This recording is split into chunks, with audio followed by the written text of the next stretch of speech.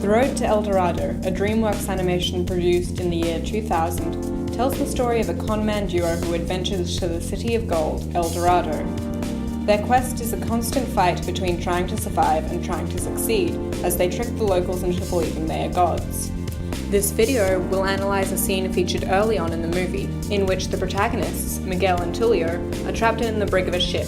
Their desire at this point is to escape, and the scene depicts their planning. Miguel and Tulio are very similar characters when it comes to their skills and desires, the difference between them being their way of thinking. Tulio is the smarter of the pair and thinks logically, placing the needs of himself and Miguel over the needs of those he doesn't care for. Miguel, on the other hand, is more driven by emotion. He is less prideful than Tulio and more willing to take risks and put his faith in others. This duality between emotion and logic is a major feature in the film and affects Miguel and Tulio's overarching desire, which is riches.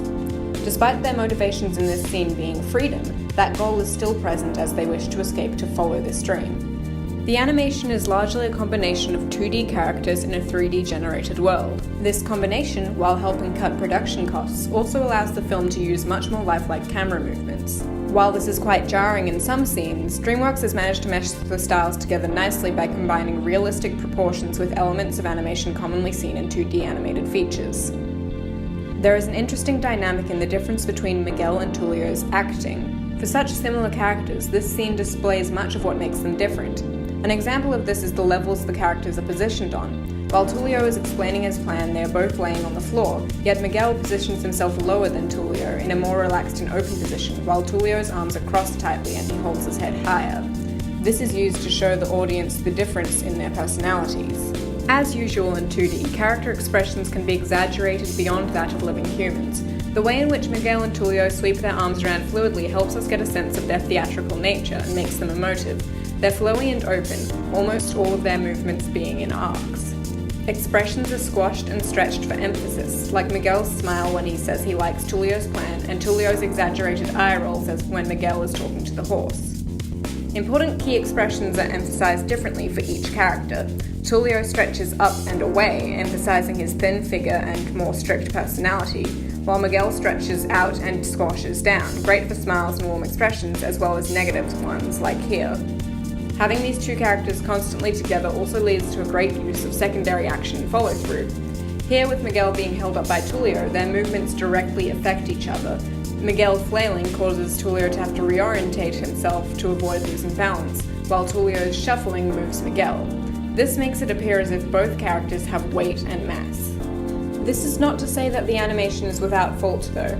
Charles Solomon, animation professor and writer for Los Angeles Times, wrote that these differences in characterization were too small to make an impact on audiences. Quote, Tulio and Miguel move nicely, but the animators don't seem to have any more idea of who they are than the audience does.